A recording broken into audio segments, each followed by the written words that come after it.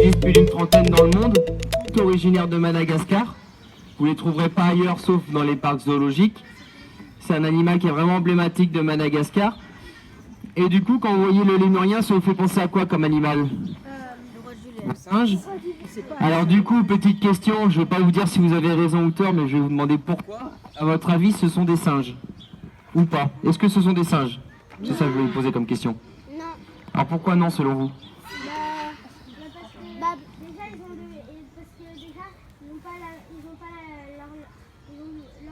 queue des singes et ils ont des poils beaucoup moins.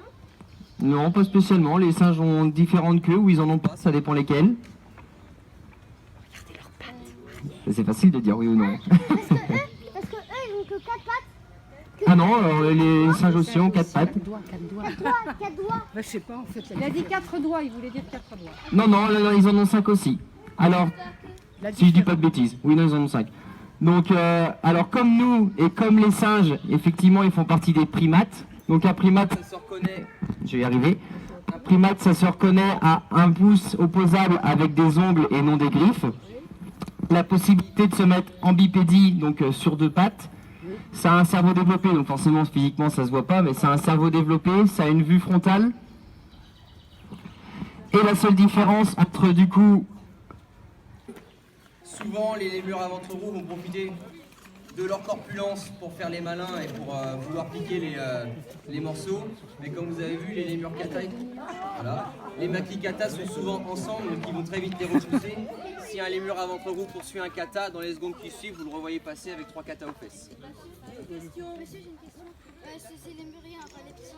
Et on a le droit de les avoir chez nous? Les lémuriens, il n'y a aucun lémurien qui est autorisé à avoir chez toi. Alors ça, c'est les cris de je disais tout à l'heure, les cris de bagarre sont vraiment ce qu'on entend. Là, les gros cris. Comment ça se fait qu'il se sauve? Et donc ce que je disais tout à l'heure, comparé au baril, les makikata, ils vont asseoir les bébés sur le dos, sur le ventre. Alors, on en a un en ce moment qui est un petit peu plus autonome, qui commence à faire sa vie sans maman. Selon la taille des bébés, ils peuvent se les passer en fait. Entre femelles, il n'y a pas de vol, il n'y a pas d'abandon, mais les bébés vont aller de femelle en femelle. Ils restent toujours le fils ou la fille de leur mère, mais ils vont souvent faire un tour sur Tata ou sur la voisine. Donc eux, ils sont autonomes comme la petite varirou. La seule différence, c'est qu'eux, ils vont rester sur maman, ils vont descendre pour aller chercher leur nourriture, ou alors tout simplement en restant dessus le dos, ils vont tendre le bras pour attraper les éventuels morceaux qui est à côté. Alors parmi les deux, on en a un, on ne peut pas vraiment dire s'il est plus malin ou pas. Celui qui reste sur sa maman, en général, quand elle prend un morceau, il va essayer de lui piquer dans la main. On se met toujours un plateau avec moi. Moi j'explique. Il pique à sa maman. Alors chez les makikata, donc comme chez tous les lémuriens, ce sont les femelles qui décident.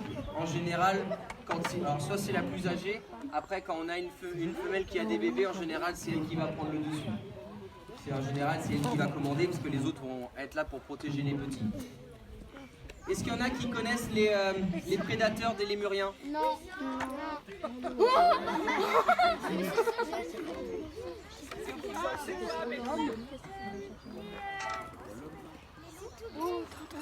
À la tête en direct. Qui veut manger une Juliette dans Madagascar. C'est ça, donc les fossas, effectivement. Un autre que peut-être vous avez vu en tout début de visite dans le parc. Les serpents et un autre, un oiseau.